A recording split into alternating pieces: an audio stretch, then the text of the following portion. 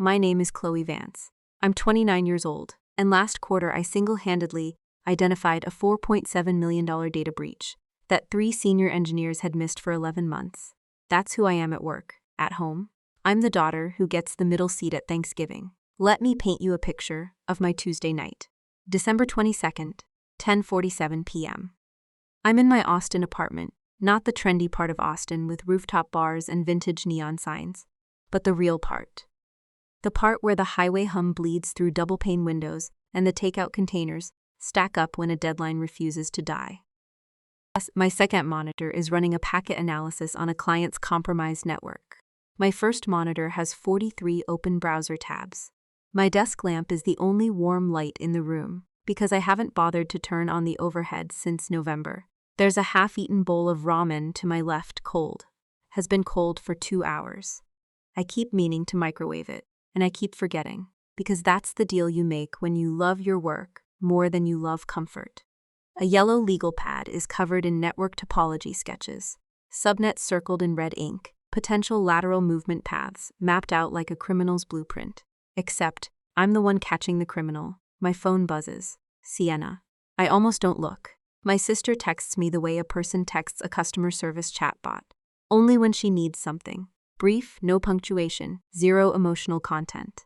But the preview shows a photo message and the word cabin, with 3 flame emojis. I figure it's another one of her curated aesthetic shots.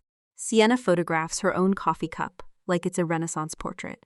I set it aside and keep working, except my phone buzzes again and again, then a long pause. Then, wait, ignore that wrong number. Oh lol. Wrong number from my sister. To me, her contact. I'm a cybersecurity analyst. Wrong number from someone in your contact list doesn't mean wrong number. It means they sent something they didn't intend to send, and now they want you to pretend it doesn't exist. That specific sequence, the misdirected message, the delay, the casual retraction, that's a social engineering tell. I've seen it in phishing simulations. I've seen it in insider threat cases, and now I'm seeing it in my own text thread with my 22-year-old sister, who has never in her life sent me anything that required a retraction. I opened the message. It wasn't a photo. It was a shared cloud folder link. Sienna had meant to share a single image, probably to someone in a separate conversation, and instead, she dropped the parent folder link directly into our thread. The kind of mistake you make when you're excited, when you're toggling between too many apps, when you've had 2 glasses of wine by the fireplace, and your fingers are moving faster than your brain. I know this because I've run digital forensics. I know exactly what a happy, distracted finger does on a touchscreen. I clicked the link, the folder loaded in my browser, and for exactly 4 seconds, I sat there reading the contents list without my brain fully processing what I was seeing. 4 seconds of pure cognitive delay, the kind that happens when data presents itself in a format so wrong that your pattern recognition refuses to classify it. Group chat export, family deck 22.taspen, cabin booking confirmation.pa keys handover, Austin property deck 26. Docs buyer NDA signed, R. Hargrove Ventures Pot P. My Raymond sat cold. The highway hummed. The packet analyzer kept running, completely indifferent. I opened the group chat export first because I am, professionally and personally, someone who goes to the primary source before forming a conclusion. I don't speculate. I verify. The chat log was between my mother Evelyn, my brother Tristan, and my sister Sienna. It was timestamped over the past 6 days. The first message that stopped my breathing was from December 17th, 8:23 a.m., from my mother's number. Tell Chloe we had to cancel Christmas due to the winter storm. Keep her in Austin until the 27th. Don't slip up. Tristan's reply came 40 minutes later. Perfect. The tech entrepreneur buying the house wants the keys signed over by December 26th. This works out. Sienna. She's going to figure it out eventually, Evelyn. By then it's done. She'll argue, but what can she do? It's already transferred. I want to describe to you what I felt in that moment, but I'm not going to reach for dramatic language, because what I actually felt wasn't dramatic. It was quiet. It was the specific quiet of a system crash, that half second before the error message appears, when the screen goes still and everything that was running stops. That's what happened inside me. A full stop. Then my analyst brain came back online.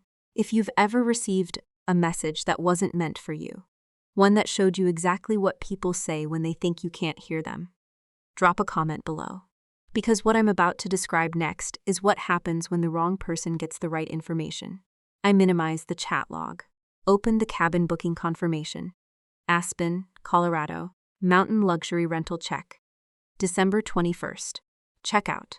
December 27th. Guests Evelyn Vance, Tristan Vance, Sienna Vance. 3 names, not 4. They'd been there since the 21st. For context, on December 21st, I had texted my mother asking if we were still doing Christmas at the Austin house like usual. She'd replied at 6:14 p.m. Honey, there's a bad winter storm coming through Colorado, and I just don't think travel makes sense this year. Maybe we can do a video call on Christmas morning? I had replied, Of course, Mom. Stay warm. I'll send gifts. I had bought her a cashmere robe, dark green. I'd remembered from October that she'd mentioned being cold at night. I'd wrapped it myself with the kind of care you give to something. You imagine a person opening with a smile. Meanwhile, she was in Aspen, had been in Aspen for 24 hours by the time she sent me that text, was sitting, presumably, in a mountain cabin with my brother and sister, looking at her phone, and typing a lie about winter storms to the daughter she'd deliberately excluded. I pulled up Sienna's Instagram, public profile.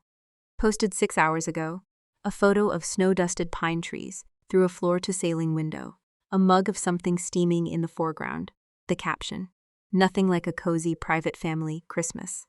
Private. That word was doing a lot of heavy lifting in that caption. Tristan's Twitter.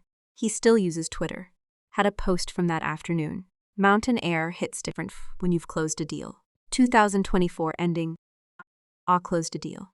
I opened the buyer NDA next R. Hargrove Ventures, a tech acquisition firm based out of Denver. The document outlined a purchase agreement for a residential property at an Austin address. I recognized immediately because I had grown up in that house, my grandfather's house. The house was where I'd spent every summer until I was 16. The house where I'd sat with Grandpa Harold. Through his first memory slip, his second, his third, through the neurologist appointments and the prescription changes and the nights when he didn't know my name, but still reached for my hand. The purchase price, $1.2 million, the seller listed on the NDA. Evelyn Vance, acting under power of attorney for the estate of Harold Vance. I sat back in my chair.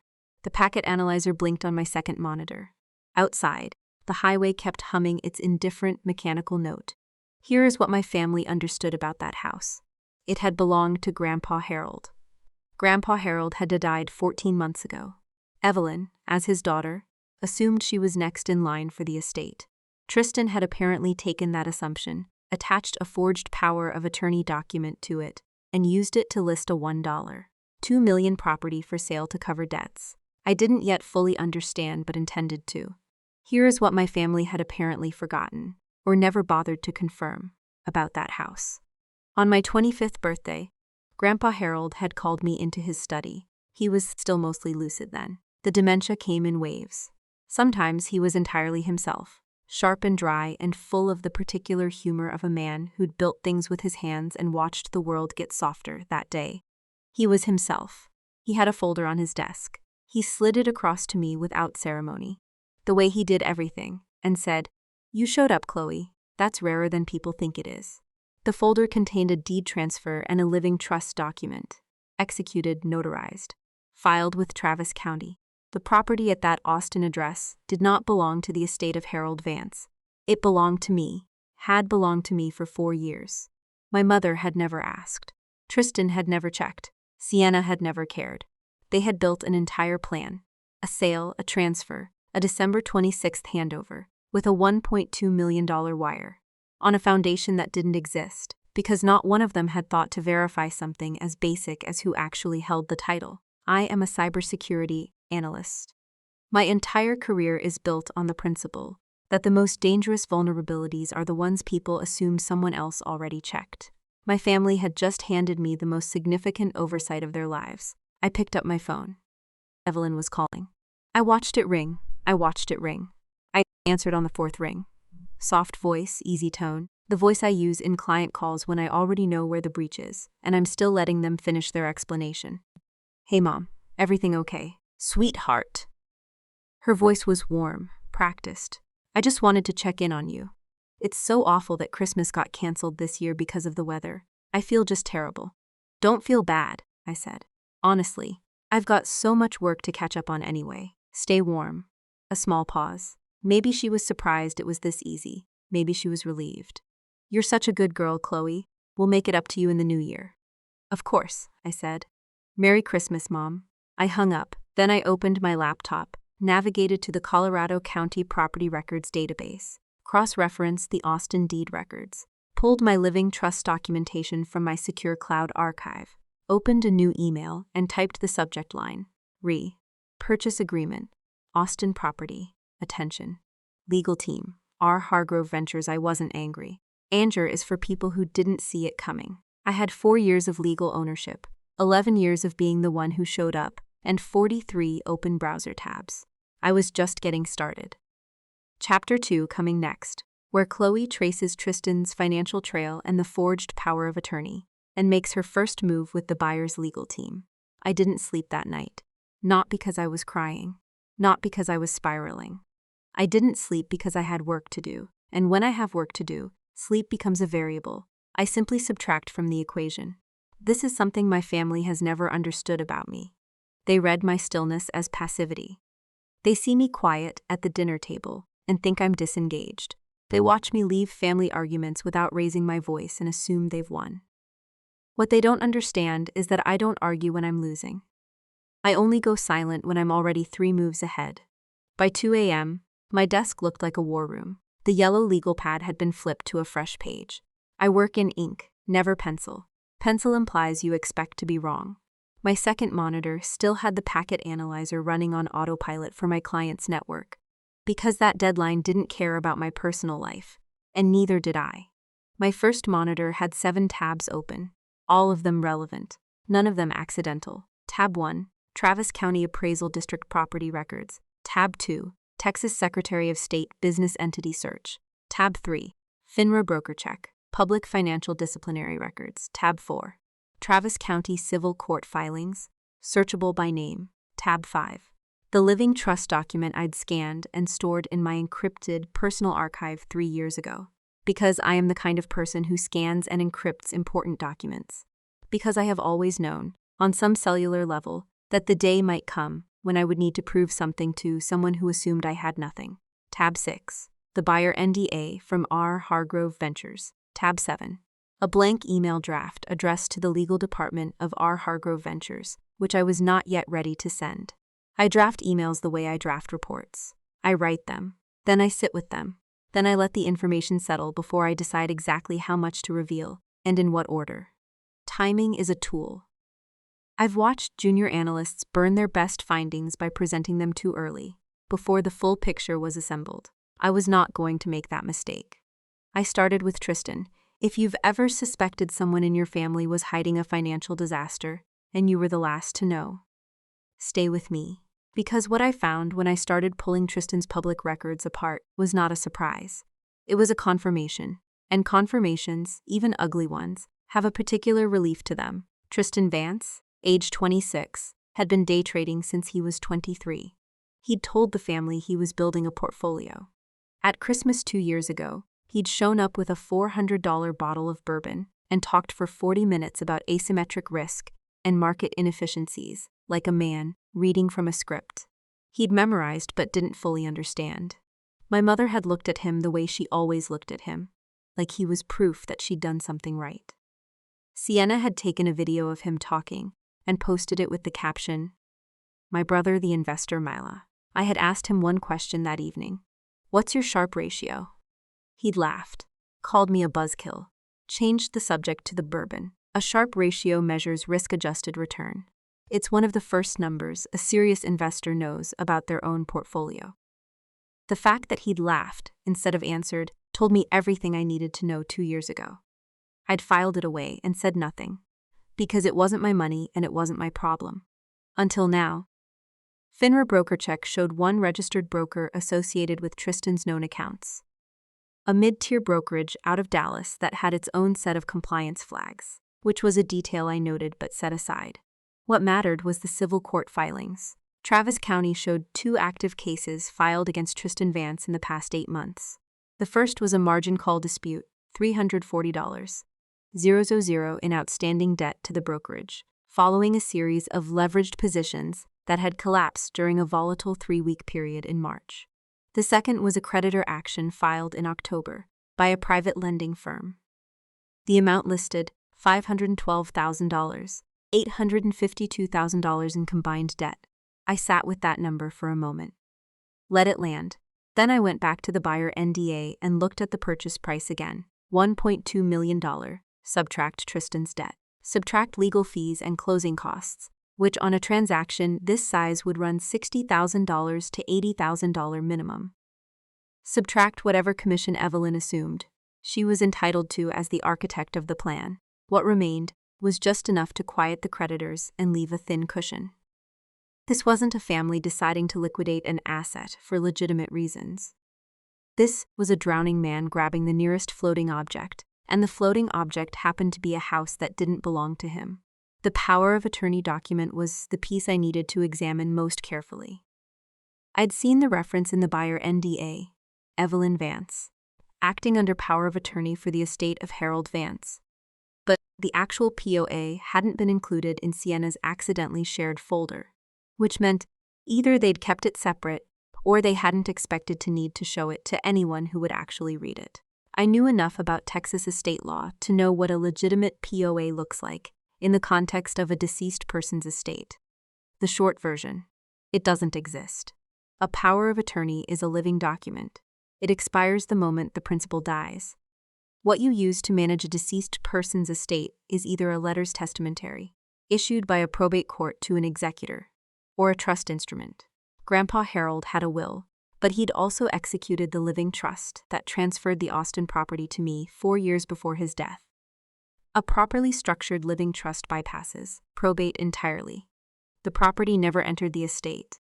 It transferred to me directly upon execution, not upon his death. Tristan and Evelyn had constructed a document referencing a legal authority that had never existed for this property, over an estate that had no claim to this asset, and submitted it to the legal team of a Denver acquisition firm that had written a $1.2 million check on the strength of it. This was not a misunderstanding. This was fraud. I opened my legal pad and wrote that word at the top of the page. Underlined it once. I don't underline things twice. Once is emphasis, twice is emotion, and I wasn't emotional. I was precise. I spent the next hour building the document chain. I pulled the living trust instrument, which named me as the sole beneficiary and trustee of the Aspen property, effective the date of execution. I pulled the recorded deed transfer from Travis County, filed 4 years ago, showing the property transferred from Harold Vance to the Chloe Vance Living Trust.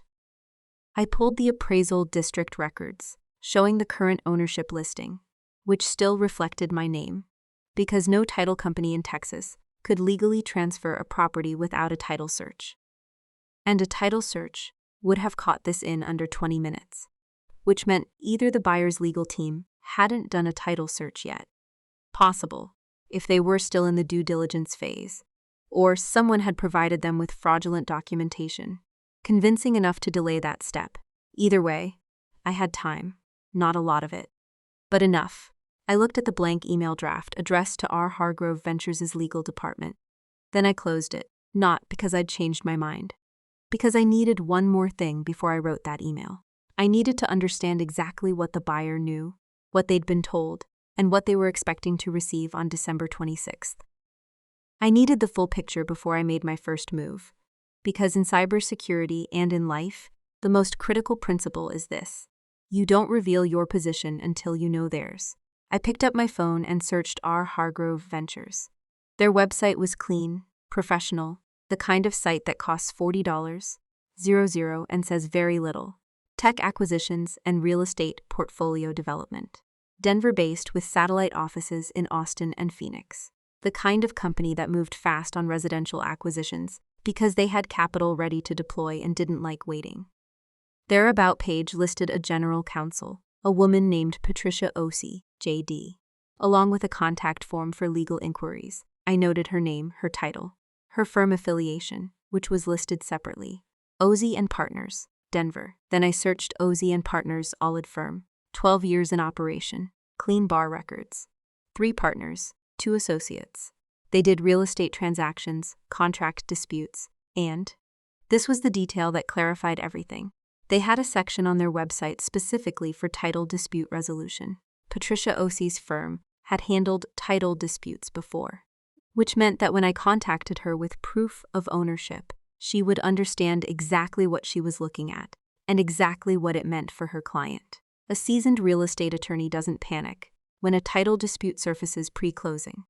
They pivot, they protect their client. And the fastest way to protect a client who has been the victim of a fraudulent seller is to work with the legitimate owner. I was the legitimate owner. I was also, as of this moment, a willing seller. That's the part I want you to sit with for a second. Because I know what you might be thinking. You're thinking I should have called the police immediately. Reported the fraud. Shut the whole thing down. And I want you to understand why I didn't. Because shutting the sale down immediately would have cost me 2 things. First, the leverage that came from letting the buyer's legal team understand I was cooperative and not adversarial. And second, the complete picture of how far my family was willing to go. I needed them to believe they'd succeeded a little longer. A controlled environment produces better evidence than a panicked one. I've built honeypots before. Decoy systems designed to look like real targets. You let the threat actor move inside the environment. You log everything they do, and then you close the trap when you have a complete record of their actions. My family had walked into a honeypot they'd built themselves. At 3:47 a.m., I finally wrote the email. I addressed it to Patricia Ossie directly, not to the general inquiry form. When you want to be taken seriously by a legal professional, you contact the professional by name, in specific with documentation attached. You don't fill out forms. Forms are for people who can wait. I couldn't wait. The email was 4 paragraphs. The first paragraph identified me by full legal name and established my relationship to the property in question. The second paragraph referenced the pending purchase agreement between R. Hargrove Ventures and Evelyn Vance, as described in the NDA I had obtained, and noted the fundamental legal defect in the seller's standing. The third paragraph attached 3 documents: the recorded deed transfer, the living trust instrument, and the Travis County property record showing current ownership. The fourth paragraph was the one I spent the most time on. It read in full: I am the sole legal owner of the above-referenced property, and am prepared to cooperate fully with your client's acquisition timeline. I am open to proceeding with the sale under a revised purchase agreement that reflects the correct seller of record. Please note that I require all wire transfers to be directed exclusively to an account held in the name of the Chloe Vance Living Trust. I am available to speak by phone at your earliest convenience and can provide any additional documentation required to facilitate a clean close by December 26th. I read it twice, made one change, removed the word exclusively, and replaced it with solely. Cleaner. Then I attached the documents, checked the attachments twice because I check everything twice, and sent it at 3:52 a.m. Then I stood up from my desk for the first time in 6 hours. I went to the kitchen, microwaved the ramen, ate it standing at the counter, looking out the window at the Austin night, the highway still humming, the sky that particular purple-gray that comes before dawn. My phone was face down on the counter. I'd put it face down deliberately, because I didn't want to watch for a response. Watching for a response is what people do when they're not sure about what they've sent. I was sure. I ate the ramen. It tasted like salt and sesame, and 4 hours of focused, quiet work. Then, I went to the couch, set an alarm for 7 a.m., and closed my eyes. My family was in Aspen, asleep in a luxury cabin, dreaming about $1.2 million. I was in Austin, in yesterday's clothes, on a couch that needed a new cushion, completely at peace. Because here is the arithmetic they'd never bothered to do. I had shown up for 11 years. I had sat with Grandpa Harold through the hard nights. I had filed the paperwork, maintained the trust, kept the records clean and encrypted and ready. While Tristan was building leveraged positions on borrowed money, and my mother was curating a version of the family that didn't include the inconvenient daughter. I had been doing the quiet, unglamorous work of actually handling things. Brisk Rastraff doesn't announce itself. It just holds everything up. And I was about to let my family discover, on Christmas morning, what happens when the Foundation decides it's done being invisible. Chapter 3 coming next. The breaking point. Chloe receives Patricia Ose's response. Tristan's fraud is formally flagged, and Christmas Eve becomes the quietest, most dangerous night of the year. My alarm went off at 7 a.m. I had slept for 3 hours and 4 minutes. I know the exact number because I checked my phone the moment I opened my eyes. Not out of anxiety, but out of habit. Time is data. I like knowing how much of it I've used and how much remains. 3 hours and 4 minutes was enough. I've run full incident response operations on less. There was one new email in my inbox. Patricia Ose, J.D. General Counsel, Ose and Partners, Denver. Sent at 6:31 a.m. I sat up on the couch, still in yesterday's clothes, and read it without moving.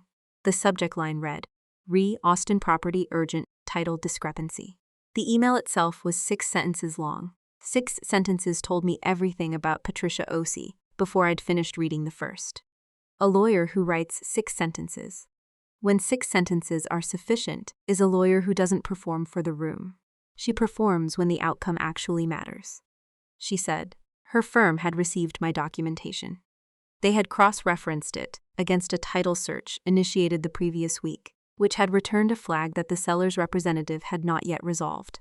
My documents, the recorded deed transfer, the living trust instrument, the Travis County ownership record, resolved that flag entirely. Hargrove Ventures had been notified of a title complication as of that morning.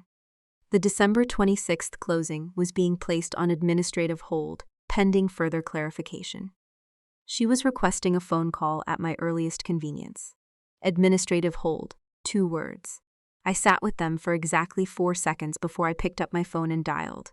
She answered on the second ring. Her voice matched her email.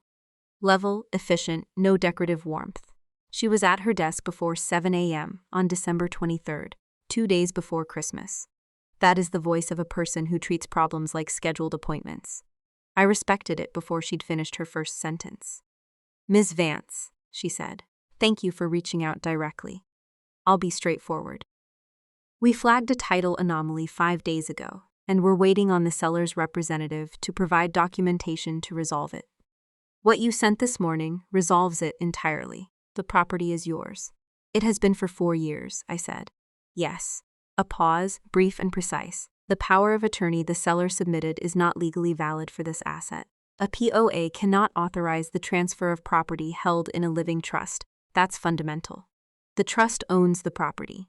The grantor's death doesn't dissolve the trust or revert ownership to the estate. Whoever prepared this either didn't know that or assumed we wouldn't catch it. They assumed, I said. Mrs. Vance, my obligation is to my client. Hargrove Ventures has earnest money on this transaction and they want the property. I need to ask you directly. Are you willing to proceed as the seller of record under a revised agreement? I had written the answer to this question at 3:52 a.m. the night before. Yes, I said, with one condition, the full $1. $2 million wire transfer is directed solely to an account held in the name of the Chloe Vance Living Trust. I'll send wire instructions this morning. That's entirely standard, given the trust structure, she said. I'll have a revised purchase agreement drafted and to you by noon. We'll need your signature as trustee to proceed. I'll review it immediately upon receipt. She paused once more. The measured pause of a professional about to say something that sits just outside their strict lane. One additional matter. The POA document submitted by the other party constitutes fraudulent misrepresentations of seller authority. My firm is obligated to flag this to our client, and Hargrove Ventures will be referring the matter to outside counsel for review. I want you to have that information. I appreciate your transparency, I said. Merry Christmas, Ms. Vance. Merry Christmas. I set the phone down on the couch cushion next to me. Outside the window, Austin was doing what Austin does in late December.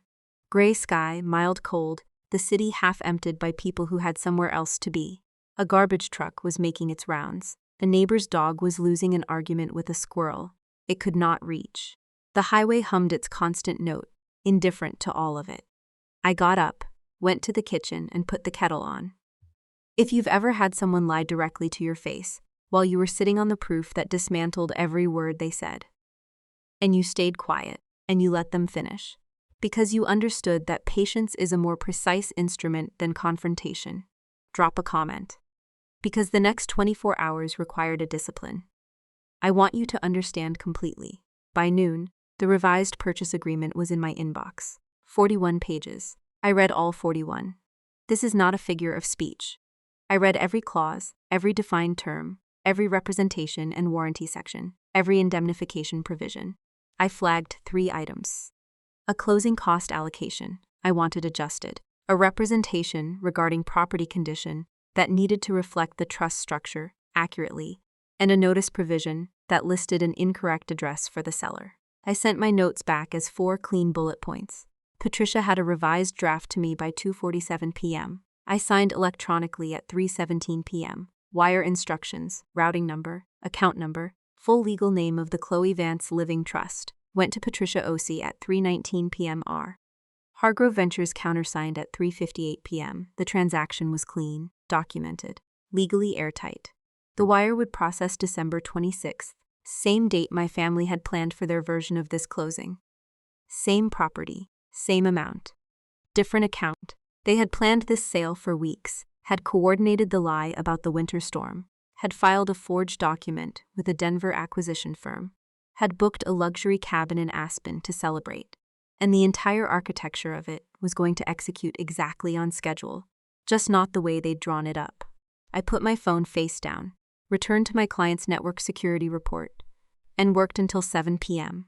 I documented 2 additional lateral movement paths I'd identified in the compromised network overnight, completed the packet capture analysis, and drafted the executive summary in language specific enough to be technically accurate and plain enough for a non-technical CEO to understand precisely how badly their vendor had failed them. Then I closed the laptop. I cooked dinner. Real dinner, not ramen, not delivery. I had chicken thighs in the refrigerator, a lemon, garlic, dried thyme. I cooked it in my grandfather's cast iron pan, the one he'd pressed into my hands when I was 22, one of 3 things I'd taken from his house when he moved to the memory care facility. The pan was heavy and black, and perfectly seasoned from 4 decades of use. It distributed heat the way something does when it has been used correctly for a very long time. The chicken came out with a crust that crackled when I cut into it. I ate it standing at the counter because I like eating standing when I'm thinking, and I was thinking. I was thinking about infrastructure, not the word as an abstraction, as a concrete thing. The pipes under a building, the load-bearing walls. The electrical system inside the ceiling that no one sees but everyone needs. Infrastructure doesn't have feelings about being invisible. It simply holds weight. It holds weight until it stops holding weight, and when it stops, the people standing on top of it finally understand what was underneath them all along. I was 29 years old. For my entire adult life, I had been infrastructure. At 8:43 p.m., Evelyn called. I was washing the cast iron pan. Hot water only, no soap, dry it immediately, a thin coat of oil before it goes back on the stove. My grandfather had taught me this at age 9. He'd said, "Take care of the things that take care of you." I had remembered it every time I washed this pan for 7 years. I looked at her name on the screen, dried my hand on the dish towel, answered. Sweetheart. Her voice had the layered warmth she deployed when she wanted something she hadn't asked for yet. Practiced, effortful, the auditory equivalent of a staged photograph. I was just thinking about you. I know it's hard to spend Christmas alone. Are you holding up okay? I'm fine, Mom, I said. Made a real dinner. How's the weather where you are? A pause. Fractional. The kind that a person who wasn't trained to listen for it would miss entirely. I did not miss it. Oh, you know, she said smoothly. Quiet, peaceful. We're having a low-key holiday at home. Home. Not Aspen. Not the cabin. Home, as though she were in Austin, 20 minutes from me. I just really wish things had worked out so you could be here. I know, I said. Next year. Absolutely. Next year will be different. A breath, and then, delivered casually as an afterthought. The way you deliver things you've been rehearsing. I've actually been meaning to mention something to you. About Grandpa Harold's house. Tristan found a buyer, and we thought it might make sense to go ahead and liquidate that asset and divide the proceeds equally between all of us. A nice little Christmas bonus for everyone. Wouldn't that be something? Equally. She said equally. I counted 3 seconds of silence. 1, 2, 3. That sounds like a conversation we should have properly, I said. Let's set up a call in the new year, all 4 of us together. That's very mature of you, Chloe. And there it was. The exhale beneath the words, barely audible. The sound of a person who believes they have just received confirmation that the last obstacle has stood down. We love you so much. You know that. Good night, Mom. Merry Christmas, sweetheart. I set the phone on the counter and stood in the kitchen with a clean pan in my hand. The overhead light was warm. The apartment smelled like garlic and cast iron, and the particular quiet of a space that belongs entirely to one person. I put the pan back on the stove, oiled it lightly, turned off the kitchen light, and stood there for a moment in the dark. My mother had just offered me an equal share of my own property, not maliciously, in that moment. She'd done it the way people offer things they don't understand they don't own, casually, generously, as though the gesture proved something good about them, as though saying the word equally made it true. Let me tell you what equal actually looked like across 11 years of arithmetic. My family never ran. I started visiting Grandpa Harold every Thursday at 23. 156 Thursdays by the time he died. Evelyn visited on the brunch weekends when the facility posted photos to their family newsletter. She attended 4 of those in 3 years. Tristan came twice. Sienna sent a gift basket at Christmas with a pre-printed card. I know it was pre-printed because it said warmly at the bottom, and my sister does not use the word warmly. Every Thursday I brought the same 3 things, because his doctors had told me that familiar, repeated sensory inputs could anchor him through the confusion. A small tin of the butter cookies he'd loved since before I was born. A folded newspaper, which he couldn't always read, but liked the texture of, liked the weight of it in his hands, and a laminated photograph of his Austin garden. In summer, the roses along the back fence, the vegetable beds he'd kept with the precision of a man who understood that growing things required patience and consistency in showing ups. I showed up. That is the arithmetic. That is the complete ledger. He gave me the house because I was there, not because I asked, not because I maneuvered, because when he was frightened and losing and reaching for something familiar, I was the thing he reached for, and I was there to take his hand. My family read that as coincidence, as luck. As Grandpa Harold being sentimental, they did not read it as what it was, a transaction between 2 people who had shown up for each other, settled in the cleanest possible currency. Christmas Eve came in gray and still. I woke at 6 a.m. without an alarm. This always happens to me the morning before a significant system event. My body resolves before my brain catches up, and I surface already running. I made coffee with the good beans I saved for non-deadline mornings, sat at my desk and reviewed the complete file. Revised purchase agreement. Fully executed. Wire transfer instructions. Confirmed received by R. Hargrove Ventures Finance Department. Fraud documentation package. Compiled, timestamped, triple backed up. 1 copy on my encrypted local drive. 1 in my secure cloud archive. 1 emailed to myself at 4 a.m. with the subject line. December 2024. Austin property. Complete record. I had also, on the advice of a colleague, a woman who had left data analytics 3 years ago to practice state law in Houston, who I trusted entirely, prepared a summary document for Travis County civil records. Not aggressive. A record. Tristan's forged POA created downstream title complications that courts preferred to have documented. I was going to give them a clean record. At 11 a.m., Sienna posted an Instagram story. Cranberry cocktails on a cabin table. Rosemary sprigs across the rim. Location tag reading Aspen CO. I watched it once. I didn't screenshot it. I had everything I needed. And I had needed nothing from Sienna for a very long time. At 2 p.m., my banking app sent a notification. Earnest money release confirmation, transaction proceeding, full amount to process December 26th as scheduled. At 4 p.m., Evelyn sent a message to the family group thread. Merry Christmas Eve, everyone. Wishing us a peaceful holiday and a beautiful fresh start in the new year. Love you all. Followed by a small Christmas tree emoji that she had likely copied from Sienna. I read it. I did not reply. At 9 p.m. I turned off the desk lamp. My family was in Aspen, warm by a fireplace, running the numbers on a transaction they believed was already done. They were right about one thing. The wire was happening. The date was locked. The amount was confirmed. They were wrong about everything else. I thought about the cast iron pan on my stove. 40 years of correct use. Seasoned by someone who understood that the things worth having require consistent, patient, unremarkable maintenance. Not grand gestures, not performances. Just showing up and doing the work. Thursday after Thursday, year after year, until the surface is so well built that nothing sticks to it that isn't supposed to. I closed my eyes. Tomorrow was Christmas morning. I had one message left to send, Chapter 4 coming next, the wire transfers, the single message into the group chat, 95 phone calls in 2 hours, and Chloe's final quiet walk away from all of it. I woke up on Christmas morning at 6:47 a.m. No alarm, no noise, just the particular stillness of a city that has emptied itself out for the holiday. Streets quiet, highway muted, even the birds doing less. Austin on Christmas morning feels like a held breath. I lay on the couch for exactly 2 minutes, looking at the ceiling, running through the sequence of what was about to happen the way I run through a system checklist before a major deployment. Not because I was nervous, because precision is a habit, and habits don't take holidays. I got up, made coffee, stewed at the kitchen window while it brewed, and watched the gray-pink light come up over the rooftops. My grandfather's cast iron pan was on the stove, where I'd left it. The small Christmas tree in the corner of my living room still had the wrapped cashmere robe underneath it. Dark green, tissue paper, the careful bow I'd tied 3 weeks ago, when I still believed I was spending Christmas alone by accident, rather than by my family's deliberate design.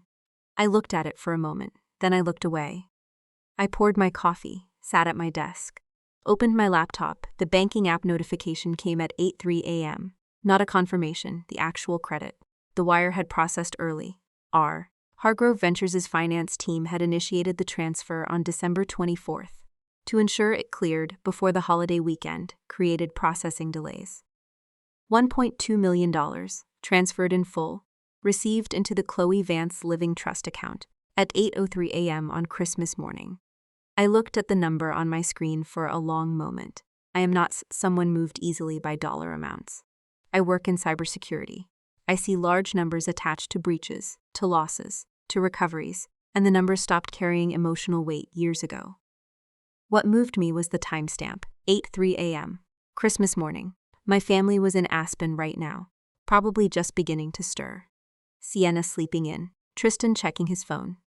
Evelyn in the kitchen, making the spiced coffee she always made on Christmas morning with cardamom and condensed milk, a recipe from her own mother. One of the few genuinely warm things she had ever passed down. They were about to have the worst morning of their lives. And I was in Austin, in yesterday's sweater, holding the receipts. I opened the accidentally shared group chat. The one Sienna had dropped into our text thread 3 days ago. The one containing Evelyn's message. Tell Chloe we had to cancel Christmas due to the winter storm. Keep her in Austin until the 27th. And Tristan's reply. Perfect, the tech entrepreneur buying the house wants the keys signed over by December 26th. The whole blueprint, in their own words, timestamped unedited. I typed one message. 11 words, Merry Christmas from Austin. The buyer just wired the 12M to my account. Enjoy Aspen. I read it twice, made no changes, sent it at 8:11 a.m. Then I put my phone face down on the desk and went to the couch. If you've ever had to make a decision that was both justice and something more personal, and you sat with that honestly before you acted, drop a comment below. Because the 2 minutes before I hit send were the most important 2 minutes of this entire story. The first call came at 8:19 a.m., Tristan. I watched it ring. The second at 8:21 a.m., Evelyn. I watched it ring. The third was Sienna at 8:23 a.m. Sienna, who hated phone calls, preferred text, found voice calls stressful. That she was calling meant the cabin had already reached a level of chaos that had pushed her past her own preferences. By 9:30 a.m., my phone showed 47 missed calls. By 11 a.m., 73. By 1 p.m., 95 missed calls, 14 voicemails, 23 text messages. The texts followed a predictable arc. First wave, disbelief. Chloe, what did you do? Chloe, call me right now. Second wave, reframing. Evelyn attempting to recast the entire thing as a miscommunication that could be sorted if everyone calmed down. Third wave from Tristan. Chloe, please, I'm in serious trouble. These people aren't patient. Please, just call me. These people aren't patient. The first honest sentence he had sent me in years. Here is what was happening in Aspen, while 95 calls went unanswered on my desk. Tristan had received a call from R. Hargrove Ventures outside legal counsel at 8:45 a.m. The call informed him that the transaction had been completed with the legitimate property owner, that the power of attorney he'd submitted had been identified as fraudulent, and that the matter was being referred to the Travis County District Attorney's Office. He was advised to retain counsel immediately. Evelyn received a separate call from the title company, informing her that her name was attached to a fraudulent POA filing. Sienna was simply in the room for both calls, close enough to be a witness, not central enough to have any leverage. The luxury cabin that cost $1,800 a night, with the mountain view and the fireplace they'd photographed 11 times across 3 platforms, had become the most expensive room any of them had ever panicked in. At 2 p.m., I listened to the voicemails. I do not recommend this as a Christmas afternoon activity. Even when every tear in a voicemail is about consequence rather than genuine regret, there is still something in a parent's voice breaking that bypasses analysis entirely and lands somewhere older. I listened to all 14. I did not cry, but I sat with them longer than I expected to. Then I called my attorney, not to bail them out, to establish that all further communication needed to go through counsel. She filed the appropriate notices by end of business, December 26th. The 95 calls stopped being my problem at 4 p.m. on Christmas Day. At 5 p.m. I made pasta, olive oil, garlic, parmesan. I ate it at my desk watching a documentary about hydrothermal vents, structures on the ocean floor that support entire ecosystems in complete darkness, unknown to science until 1977 because no one thought to look down there. I found this deeply satisfying. At 7 p.m. I unwrapped the cashmere robe I had bought for my mother. Dark green. Soft. I put it on over my clothes and finished my book on the couch. The ending was exactly what I'd predicted. I wasn't disappointed. There is a quiet satisfaction in being right about where something is heading. Not arrogance. Just the settled feeling of calibrated attention. 3 weeks later, my attorneys facilitated a formal meeting. Evelyn, Tristan, their counsel, a mediator, and mine. I attended by video from Austin, camera on, dressed for work because I had a client call after. Tristan's fraud case was referred to the DA. He retained criminal defense counsel. His civil debts remained active. He had not solved his financial problem. He had added felony exposure to it. Evelyn signed an acknowledgement that she had no legal claim to the property. She did not apologize. I had not expected her to. Sienna texted me in January. I'm sorry. I didn't know how far it had gone. I read it twice. I believed it was partially true. I replied, I know. I still have the cast iron pan. I still visit the Austin property monthly. My property, to walk through rooms that smell like old wood, and my grandfather's particular patience. The roses along the back fence bloomed early this year. He would have noted that. He kept a small garden journal in the kitchen drawer, careful, slightly slanted handwriting. Just the date and the observation. Nothing extra. He understood that some things only need to be recorded, not explained. Here is what this story taught me, and what I want to leave with you. The people who treat you as infrastructure, as the load-bearing wall, they never inspect because they assume it will simply hold, are not always doing it out of malice. They do it because you have been reliable. Because you showed up without requiring acknowledgement, and they mistook your consistency for inexhaustibility. They mistook your silence for compliance. They looked at the foundation and assumed it had no limits, no preferences, no living trust filed in Travis County 4 years ago that would dismantle their entire plan before the eggnog was finished. The most important thing I did in this situation was not send the message. It was not contacting Patricia Ossie or reviewing 41 pages of a purchase agreement at 3 a.m. The most important thing I did was keep the records. 4 years ago, I scanned that trust document and stored it in 3 encrypted locations, not because I expected betrayal, but because I respected myself enough to treat my own life with the same rigor I applied to my clients' systems. Documented, verified, backed up, ready, keep the records, read the fine print of your own life, not out of paranoia, out of self-respect. What belongs to you deserves to be protected as carefully as anything else you value. Blood makes you related. boundaries keep you protected, and a properly filed living trust, recorded with the county and stored in 3 encrypted locations, keeps the house in your name. If this story resonated, if you've ever been the one who showed up while others looked away, the one who held the weight while everyone stood on top of it and called it solid ground, subscribe. Drop a comment. Share this with someone who needs to hear it. And if someone in your life is trying to sell something that belongs to you, check the fine print. It's always in the fine print. This story is a work of fiction created for entertainment and educational purposes. All characters, events, and legal scenarios are fictional. For real legal or financial concerns, consult a licensed professional in your jurisdiction.